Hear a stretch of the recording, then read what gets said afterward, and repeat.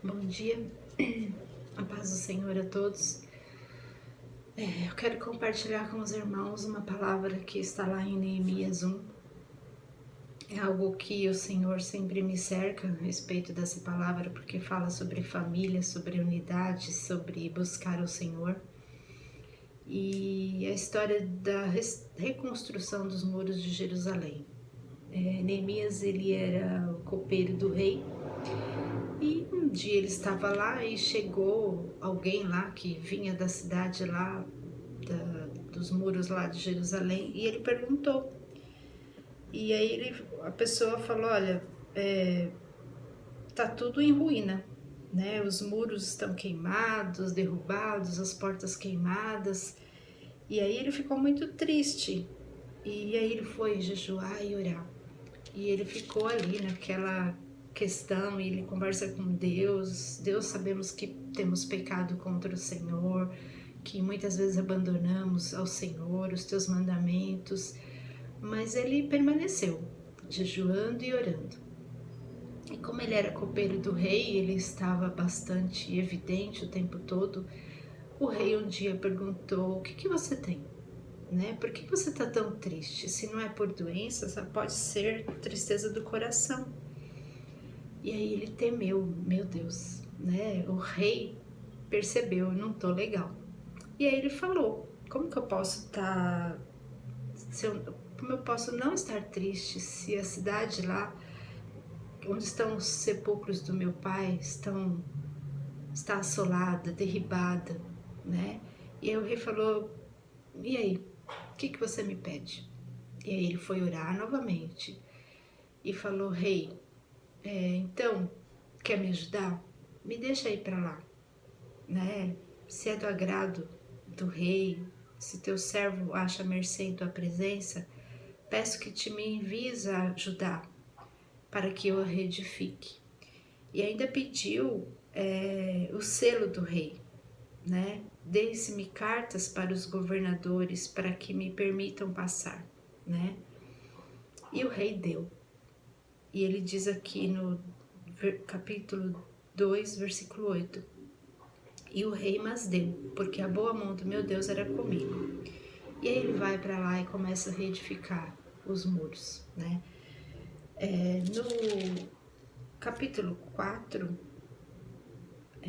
já começam os ataques, né? De uma pessoa que não pensava nela mesma, ela pensava na reconstrução de Jerusalém, dos muros da cidade de Jerusalém.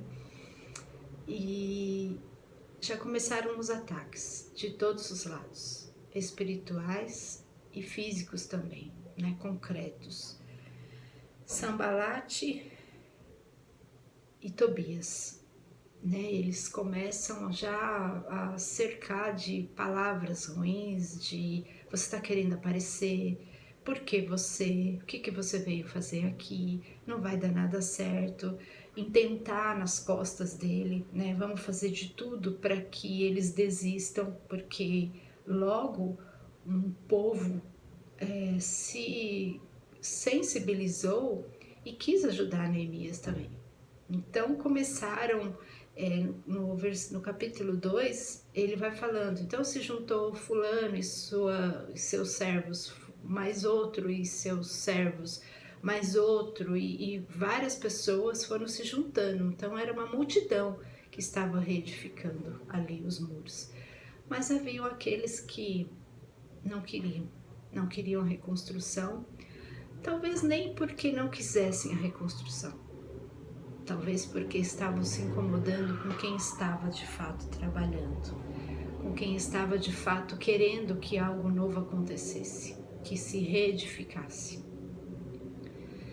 E quantas vezes a gente se encontra nessa situação, olhando tudo só em ruínas, não há para onde ir, não há lugar bom e confortável que eu possa ficar, tá tudo destruído ao meu redor. E muitas vezes vêm essas palavras para tentar nos derrubar mais ainda do que a gente já está caído, né? No caso, Neemias, ele propriamente estava, porque ele estava desconfortável com aquela situação, ele estava triste, não era só desconforto, era tristeza de alma, pela cidade dele estar toda desolada, assolada, destruída, portas queimadas. Eu imagino assim um lugar arruinado, né?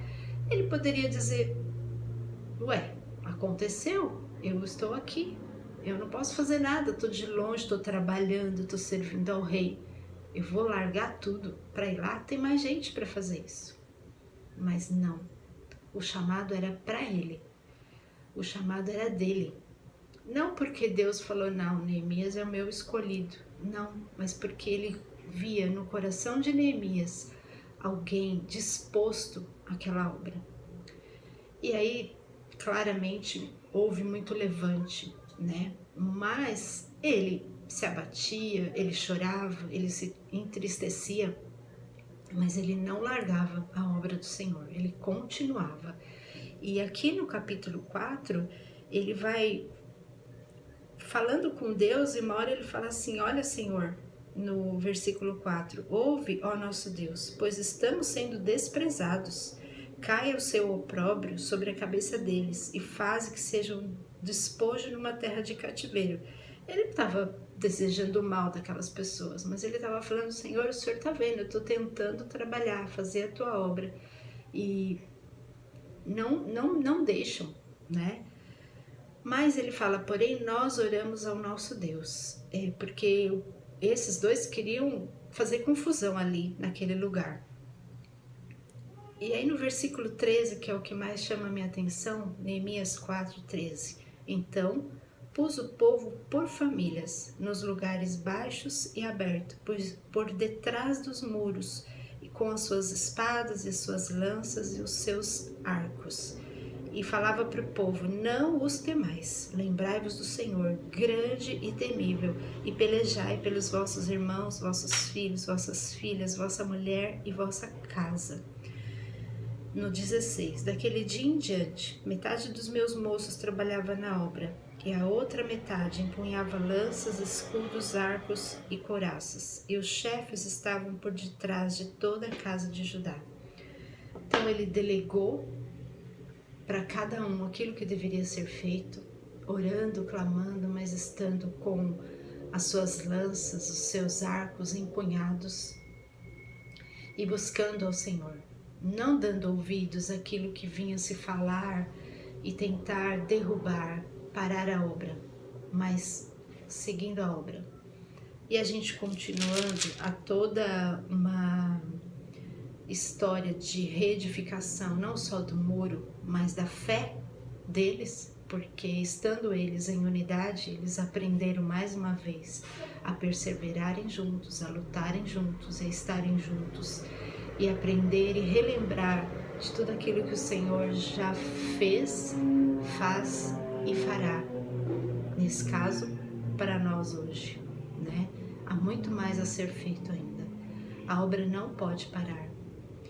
A gente olha para essa situação, não só desse tempo que a gente está vivendo, mas pessoalmente, cada um de nós tem muitas vezes muros destruídos, sonhos destruídos, projetos parados. E às vezes, olha, uma parede, para onde eu vou? Como eu vou escalar essa parede? Ou esse montão de ruínas aqui, como eu vou passar por tudo isso? Mas o Senhor nos põe como família bendita na terra, para reedificar esses muros caídos e fazer tudo novo, e não dando ouvidos, fechando os nossos ouvidos para aquela voz que não é do Senhor, para aquela voz que muitas vezes está tentando minar, e isso é o tempo todo, né, irmãos, na nossa vida, tentando minar os nossos sonhos, frustrar os nossos sonhos, derrubar a nossa fé, diminuir a nossa fé, porque eu não vejo nada, tá tudo destruído, eu não tô vendo nada. Mas o Senhor fala: ei, há esperança para tudo isso. Dada a voz de ordem do Senhor, tudo se refaz, tudo se faz novo. E é nisso que nós ficamos.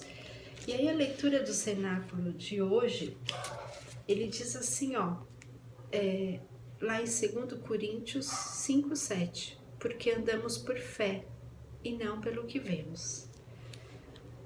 É necessária fé para a reconstrução desses muros, mas é necessário também força e oração e jejum e clamor e não andar pelo que vemos, porque amar o Senhor, servir ao Senhor no dia bom e confortável, como diz lá no sul, é mole e frouxo, mas na peleja, no dia mau, aí está forjando o nosso caráter, está trazendo de dentro de nós aquilo que o Senhor já tem nos alimentado durante anos e anos e anos a fio. É colocar em prática tudo aquilo que já ouvimos e vimos do Senhor. Neemias sabia em quem ele cria. Ele se lembrava de tudo que ele já tinha visto e ouvido e vivido com o Senhor. Por isso ele não desistiu, por isso ele orava, por isso ele clamava. Então que seja assim, hoje, amanhã e depois. Os dias têm sido maus, realmente têm sido maus, mas o Senhor não muda. Ele permanece o mesmo, não importa o que aconteça, não importa quantas baixas teremos, quantas perdas teremos. O importa é que nós estaremos com o Senhor e Ele estará conosco. E que na reedificação desse muro, o Senhor seja glorificado. Porque o plano não é que eu seja confortável, não é que tudo me vá bem. O plano é que o nome do Senhor seja glorificado.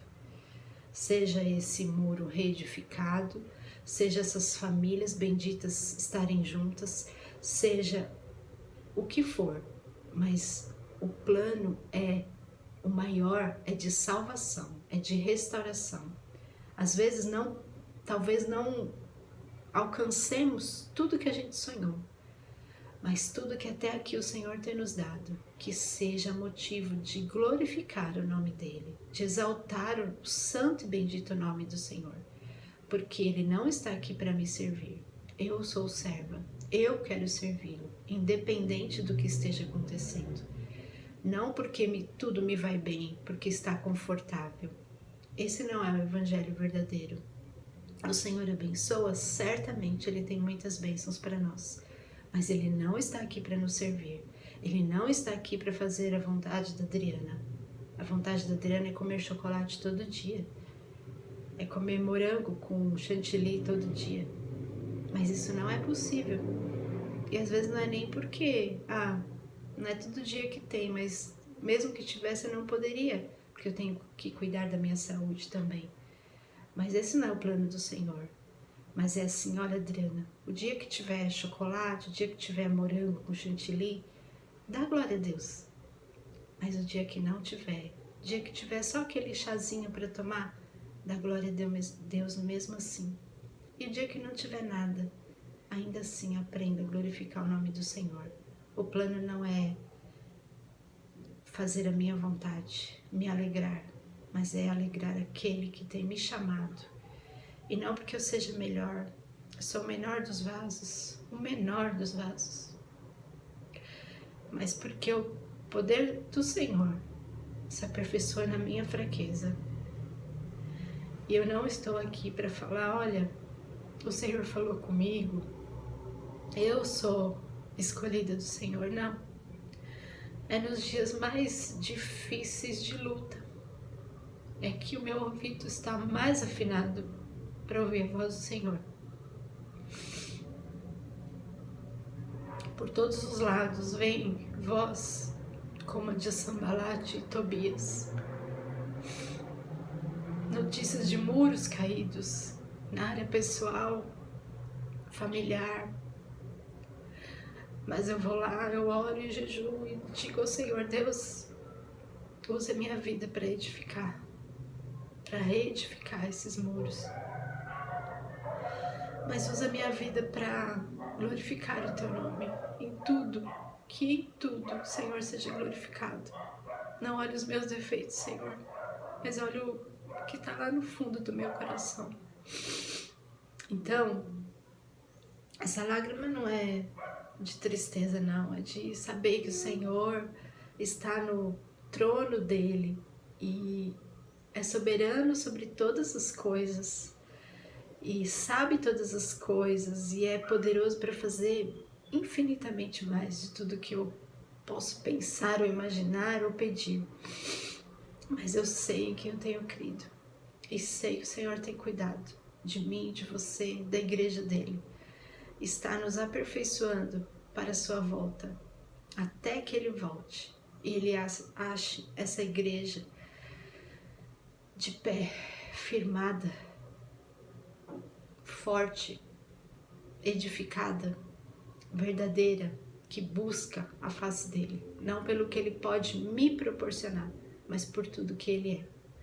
Seja abençoado, seja reedificado, seja restaurado e receba a doce presença do Espírito Santo sobre a sua vida, que ele ache lugar na sua vida para falar, para ter mais espaço em mim e em você, que seja menos de mim e mais dele, em nome de Jesus. Fique com Deus.